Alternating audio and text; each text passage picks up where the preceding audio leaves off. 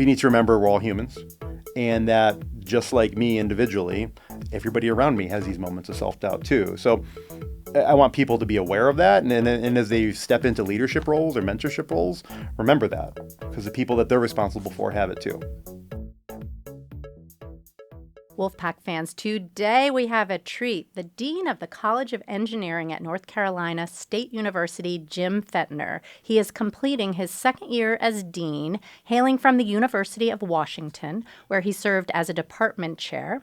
He has a knack for turning complex problems into elegant solutions with a mix of curiosity, collaboration, and serious caffeine. When he's not engineering the future, you'll find him crushing an Olympic lifting workout or diving into a good sci-fi read. Welcome to Engineering Pack Pod, Dean. It's great to be here with my cup of coffee. Yes, So, I know. always. I mentioned that. And you've got to let us know, what is your favorite kind? You've got lots of haunts here on Hillsborough Street and over at Centennial. Yeah, I'm pretty equal opportunity. I buy Larry's Roasters beans for home, and we have a lot of different beans through our machine in the dean's office. We are now on our third coffee machine in the dean's office because I'm picky. But I love the one we're on now. Oh, good. You found the right one. Yeah, you got to have your priorities in order. So we mentioned that you're relatively new to this role. If we were counting in baby months, you are on month 22, 22. almost 2 years old here. So let's just hear a little bit about your career path. Just tell us the quick elevator pitch. Yeah, so I grew up in a family. My mom didn't go to college. My dad did. My dad was an engineer in a factory. And so he said, you can be whatever you want when you grow up. Pick an engineering department to join. And so the expectation was, because I love science and math growing up and very hands-on learner, that I would pick engineering. I found my way to Georgia Tech. Georgia Tech has a set of engineering summer camps like we do here. And I participated in one, and I was sold. It was love at first sight in Atlanta. Going through Georgia Tech, I discovered not only a love of learning, but a love of teaching. And I actually tried to leave engineering to become a high school math teacher. A little bit of family drama later. I remained in engineering, but I always had this desire to teach. And so grad school is always on the radar for me. I got involved in research, and I really went to grad school in order to explore becoming a professor. Grad school at Northwestern, postdoc in Switzerland, and then I landed my dream job at University of Washington. So I came up through the ranks there as a professor and, just had a blast. I love working in higher education.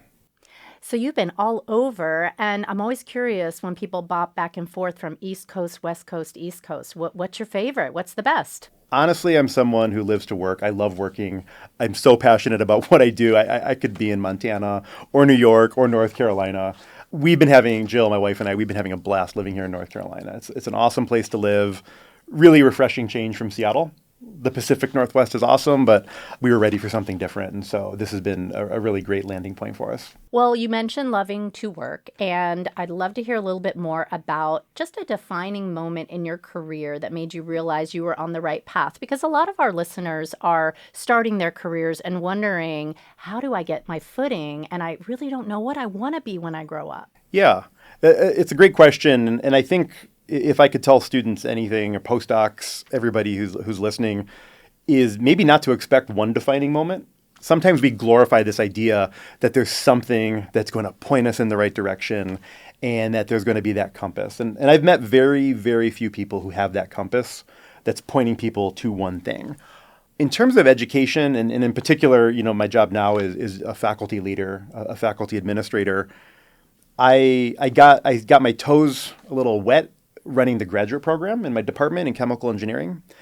And there was a moment very early on when a student in need came to me. And I had this very clear understanding that I could make an impact. I could help that student resolve a conflict with their advisor or what have you. When you run graduate programs, you spend a lot of time directing traffic and resolving conflicts with advisors. It's easy to understand why. There's lots of high stress, high stakes things happening. And I began to just get to know my faculty, some of their quirks. I began to understand that I can speak the language to students and to faculty and take some grains of sand out of the gears and help the graduate program work a little better. You very quickly realize in higher education that there's not a lot of people raising their hands to be administrators. In fact, it's a trope. Faculty sometimes make a face. Ugh, why would you want to do that? And that actually inspired me because I just really began to realize if people don't show up and help make our universities better, we got a problem. And I didn't want to be somebody who spent 30 years making a face and saying, ugh, why would you want to be an administrator? Thought, like, let's try it out. So here we are. So not a pivotal moment, but more of a process. Yeah, that realization of impact and, alignment with values, I would say. For me, through all this, the backstory is my growing appreciation for higher education, for public higher education in particular, and just becoming real true believer in what public universities do for the world, for our country, for state of North Carolina, so on. So I think things came together, and that takes time. The other thing I would just note for the listeners is this isn't something that happens in your first 6 months on the job or your first 6 years on the job. That path is really different for a lot of people. But one thing that's really common is it's a winding path. And it really never looks like people expected it to when they started. Right. There's so many guests that come on that did not have a linear point A to point B. It's a lot of serendipitous things that happen. Well, I'm glad you mentioned values, Dean Pfaendtner, because I want to talk a little bit about your values and how you balance making tough decisions, staying true to what's really at your core, because this is a big job you've got. Yeah, thank you. The work in leadership in a public institution, whether it's state government, local government, federal government, or a university, the work is always about trade-offs. I tell my faculty and staff, we will always feel lean because we're a public institution. We're funded by the taxpayers largely. We're funded by students and families who trust us with their tuition dollars. And we have a responsibility to do the very most with that resource. So a value that I bring to work in public sector is stewarding resources. And that means running a lean ship to the best of our ability, because when we do that, it's not that we're low cost, we're high volume. We're able to offer more opportunities, more spots for students to get an engineering degree. And to me, that's everything. That's the whole game. So I view a lot of my decision making through that lens of what gives me and my team the ability to produce the most Wolfpack engineers with that same level of quality that our alumni know to expect, but doing it in a way that respects the fact that we have an obligation as stewards of public resources to do that efficiently. From that flows everything. When I have to make a hard decision about resource allocation, when I have to consider turning a switch off or turning a switch on, it's all through this lens of our core mission, which is primarily, in the College of Engineering, about discovery of new knowledge and production of engineering workforce and talent. Well, you have a very defined core set of values there. And I'd love to hear a story about that, of when maybe you faced a challenge that shaped your leadership and how you overcame something. Yeah, and I think that it's easy to point to examples of when we saw leaders do things we didn't like, or I certainly make my jokes of jokes about previous bosses, or when we saw something not work and say, I don't want to do that. Something that worked great was the way we applied our values as a team in my department in March of 2020. So University of Washington was one of the first, if not the first, universities to shut off. We were at spring break. So quarter system, very different than NC State on the semester system. We sent all these young men and women home and said, you're coming back in 2 weeks for spring semester, or coming back online. And we didn't even know what that was going to look like. What immediately became apparent was, due to the makeup of our student population, there were students who could not conceive of coming to class online, right? They didn't have broadband at home. They didn't have a cell phone. They didn't have a laptop. We served a really diverse student population, a lot of first and family to go to school. So going back to what I said 5 minutes ago, access. What do we need to do to make sure everybody has a shot at spring quarter? We bought laptops. We bought 5G chips. So like these little hotspots, we deployed all of the resources we had to carry forward those cohorts of students. And in the several cases when students said, enough, I can't do it, I've got too much going on in my life. I mean, we all remember the hardships of that period. We said, you've got a spot here when you're ready to come back. We issued waivers. We made sure that everybody knew what was that on-ramp back into a chemical engineering degree, so that nobody was going to be left behind and everybody had that full chance to kind of reach their full potential with us or move on to something else. I mean, if you can get through that, my goodness. I remember that too, because I remember being at NC State at the time you mentioned it when you all sent your students away. And we were like, wait, what? And then, of course, our students left. They came back. They left. They came back. I mean, it was a little bit of a mess. But everyone was dealing with something that was unprecedented and trying to do the best they could. And this focus on access, that really is so important. And I also mentioned our mission is research and discovery. The next thing that we focused on was reopening the lab safely, right? And we were really lucky at the time. The vice provost for research, who would be equivalent to our vice chancellor for research, Mary Lidstrom, was a chemical engineering faculty, a mentor of mine. And so I was mainlining all the information about safety and what was going to happen. So we were able to apply that kind of unfair advantage to get labs reopened as fast as possible in a way that was deemed safe at the time, and get the grad students out of their apartments and back into the labs, get the postdocs back into the labs. That was critical, as we all know. I bet you talked about that in your interview for this job. Like, have you ever had a challenge?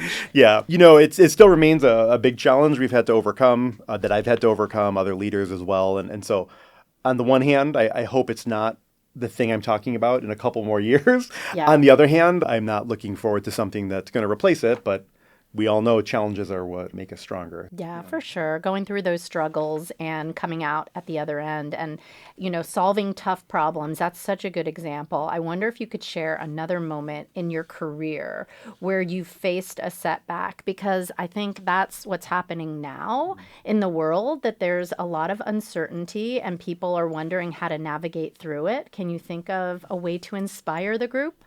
Yeah, I think back to my first few years as a faculty member, which are very, hazy and for many reasons. A lot of all-nighters writing grants and preparing lecture notes. But the thing that I observe, and that was true for me as well, is tenure-track faculty members, above all else, have to learn to manage rejection. That the life of a faculty member is full of rejection. We get papers rejected. We get grants rejected. We apply for jobs where the pyramid is extremely flat and there's maybe one opportunity for hundreds of applicants. And so rejection it's not bad or good. It is. And the trick is not falling into total dejection and not falling into the other opposite extreme of getting mad and saying, well, those people who rejected me don't know what they're talking about. As a decision maker, as somebody who's reviewed grants and reviewed papers, as a journal editor, the people who make that decision do know what they're talking about. And we're often making these really hard decisions that make the majority of applicants unhappy. So for me, I remember very distinctly when I was at a conference and I had all 3 of my pending grants that were major grants rejected in like a 6-hour period. Whoa. It was over $2 million in funding. I thought I was a shoo-in on one of these awards, and it hit really heavy. And I just I think this was a time when the growth mindset kind of framework was really emerging as a popular thing we talked to students about. I just remember this moment where I was like, well, I can get really angry, I can get really sad, or I can move forward. And I can figure out, how do I learn from this? And that was not a thing that learning from it was a period of years for me. Building a circle of mentors, asking for help. I needed so much help to learn how to become a successful grant writer. And I think that's the other thing. Navigating setbacks for me and a lot of the people that I see as successful and admire involves a lot of input from mentors, from champions, from people along the way, teachers that you connect with.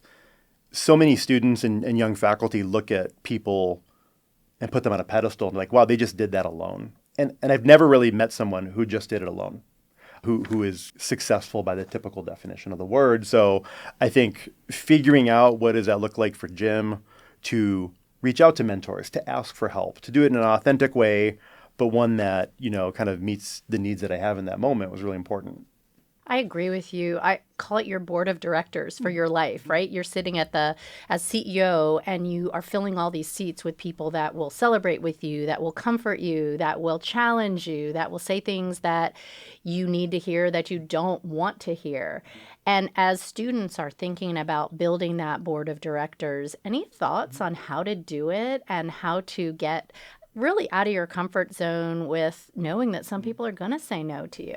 Yeah, I talked about this and I was selected to be the graduation speaker many, many years ago as the faculty speaker. And I had just read Sheryl Sandberg's Lean In. And there's a really large section on identifying mentors, and it really made a significant impact on me. For those who haven't read the book, she compares finding mentors to the child's book, Are You My Mother?, where this baby bird is walking around asking all this construction equipment, Are you my mother? And just blindly asking everybody, like, Are you my mother? And some people think when we talk about mentoring, what we should do is go ask everybody, will you be my mentor? Are you my mentor? And I agree with Sheryl Sandberg that that's an approach that doesn't yield the most results or the most effective results. Students need to understand, and they can do this from thinking about their own lives and the people in their friend circle or family. Mentor is a word that represents many, many different relationships. Mentors show up. They reach out, they ask you how you're doing, and some mentors do it regularly. And over time, you get to recognize someone as mentor without a formal acknowledgement of that relationship. There's a dean of engineering in Kansas, Mary Rizak. She taught my second chemical engineering class, and she has been a mentor for me in a through line for my whole career. I've asked her about every job I applied for, and I'm now asking her about how to be a dean because she's on her second deanship and giving me really great advice. Other people are showing up now that I barely know who are giving me really insightful wisdom, and I may never talk to them again. So what I want people to think about is this constellation of individuals who care about you.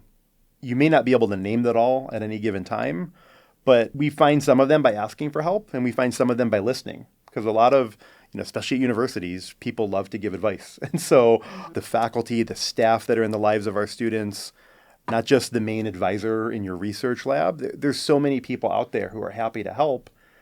And it is true. Sometimes you send an email, hey, Professor X, can I get a coffee? And you don't get a response.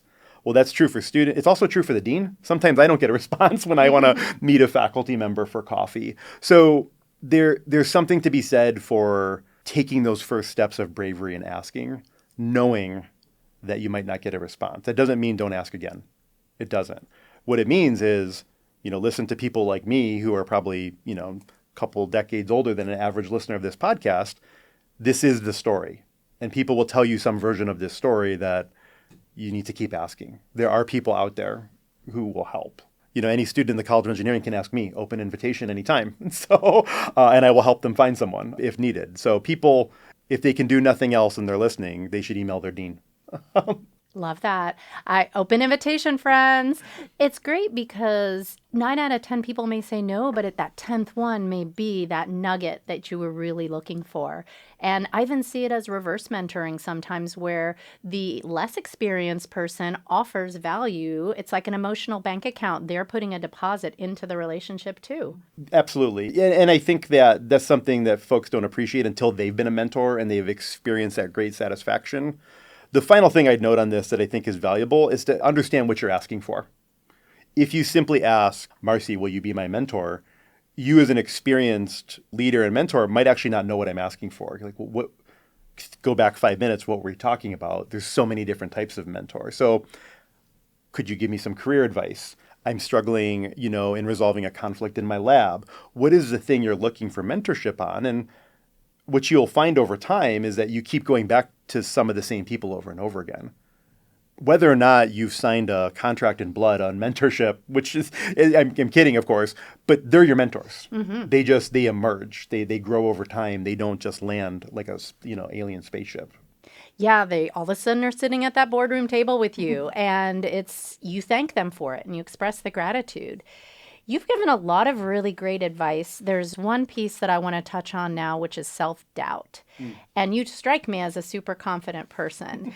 Is there a time when you can be vulnerable and share where maybe you did doubt yourself? Yeah, I mean, I set out, I went to grad school. I told my whole family, Jill, I was married before I started grad school, like I want to become a professor, not knowing what it took, kind of how ambitious that goal was. And I remember getting to the end of my third cycle of trying to get a faculty job, not having any interviews, and sort of having this moment where it was like, okay, we're within a couple weeks of the end. And the story turned out, the way I was hoping. I was able to land a job, and that was great. But I really had to face this moment of, I don't know what's next. And that was scary, and that's understandably scary. there's a bit of a through line there. I pretty early after becoming department chair was contacted by recruiters. Every department chair out there in the world gets contacted by recruiters to apply for deanships. And as I began to enter into that process, I heard two things. Number one, this can be a long multi-year process where you have to try many times. And number two, you'll know the right fit when you find it. And so I'm really fortunate that I went through several years of struggle of not finding or settling for something that wasn't going to be the right fit. Because I tell you, I was here on campus for 3 hours and I was like, oh, wow, these are the people for me. I knew by the end of my interview probably that I felt it. And so these moments of self-doubt happen, and it's important we don't retreat. It's important we, over the course of our lives, like, what's our process for handling that? What is the technique? For me, that involves, I've been really open about my mental health struggles. I have a regular therapist. I have major depression, so I take an antidepressant because those are the clinical best practices. I exercise to mitigate symptoms.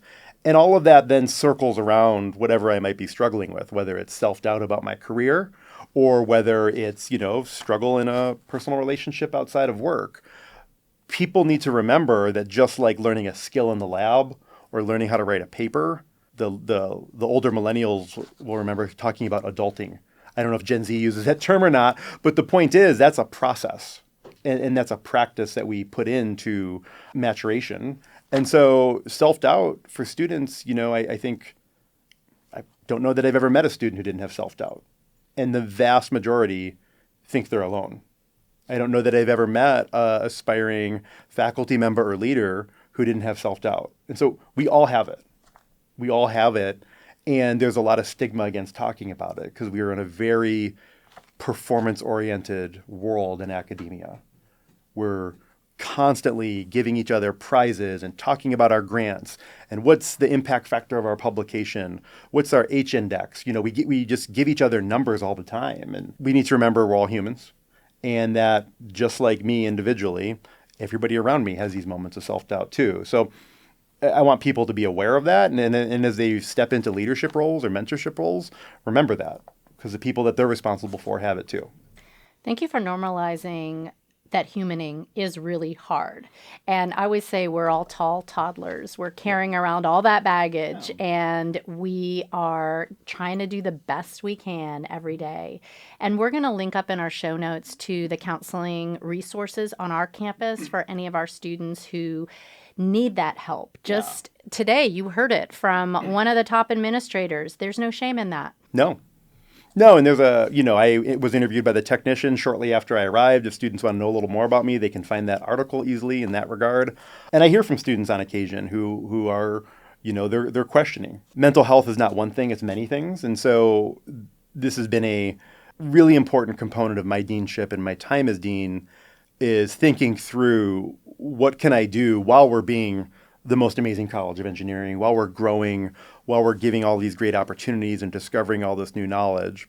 In the quiet moments of our work, how can I help everybody that I'm responsible for move the needle on stigmas around mental health, on education around mental health, and just normalizing healthcare for our minds and hearts the same way we normalize getting our blood pressure measured regularly or getting blood work done. If we can move that needle just a little bit, by the time I'm done, that would be amazing. 100%. So glad there's a leader that is saying these things out loud. Thank you. We're going to go to the lightning round now. Ready for some fun? Absolutely. All right. So if your career journey was a mixtape, what would be the title of side A? Because, side B hasn't happened yet. So to be announced. And what would be the hidden bonus track? Well, how many of the listeners know what tapes are, first of all? I know. We are hoping that they will look on AI and find it out. A Spotify playlist, right? That's that we drag songs over to. I was, I'm reminded of, so I love Marvel movies. Not a lot of people know that about me, or they pretend I didn't say that because deans aren't supposed to like fun things, but I love the Marvel Cinematic Universe. And I remember Awesome Mixtape, Volume 1 from Guardians of the Galaxy. And what strikes me about that is it's a really fun mix of songs. And I think about the songs, that I go to at different points in my life. And I like this concept of Awesome Mixtape. It's a collection, for this character, Star-Lord, of all his favorite songs. And so it's awesome. it gets him out of bed in the morning. He listens to it when he's doing hard things. And so I think we all need that. And we just, we should have that in our back pocket so that it's not one genre of music or not one specific album, but this collection of things. I can remember certain songs, staying up late writing a grant or getting ready to do a really heavy lift. So just this morning, I put one of my songs on. We have those songs, and I just like the title. It is awesome, and That's people great. should celebrate that. The bonus hidden track, Yeah, it's a yeah. great question. I had a tough childhood, and there's a song, I loved Blink-182 when I was in high school. And so their song that everybody knows them for from that era is Damn It. I love that song. Okay. It just That's speaks it. it just brings so many memories that are positive of, my time in high school, which was not always the most positive. So Yeah. Okay. Damn it. Got it. All right. Time machine question. Last question. This went by fast. Imagine it's the year 2035 and your future self steps out of the time machine and sits beside you today. What does he say you need to hear right now to stay aligned with your purpose? well, I hope he says, I'm not still dean anymore, because that's a long time to be dean, and we have to move through leadership positions at an appropriate cadence. But I think that I imagine successful paths forward for our college, not as one or not as two or not as 100, but many, many, many. There's lots of paths, lots of decisions we leaders could make to bring the college forward, to help the college reach its full potential. There's no way for me to know if I'm setting those switches or, making that set of decisions. And that's a little scary because I don't get to redo this. I don't get to redo year 3 of my deanship. I don't get to redo some hard decisions that I've made in the past 2 months. So having some hint, I don't need to know that I'm going to, hit a grand slam, but I'd like to know that I'd like future Jim to be like, you're not going to strike out. You didn't, that we're, and that's, I think, something that we don't get, that we have to, as much as I want it, as much as I would love to look to the last chapter of my deanship, we don't get that. And we all have to learn in life to sit with that. So what I'm trying to do in this part of my career journey is do a much better job of savoring the end of year 2, month 22, versus doing what I've done for a lot of my career and earlier education, which is do a good job now, but also imagine, what's the title of that next book? Don't care about that. I want to read this chapter as slowly as possibly and then flip the page and just keep grinding. And, I'm mixing a bunch of metaphors now, but you get the idea.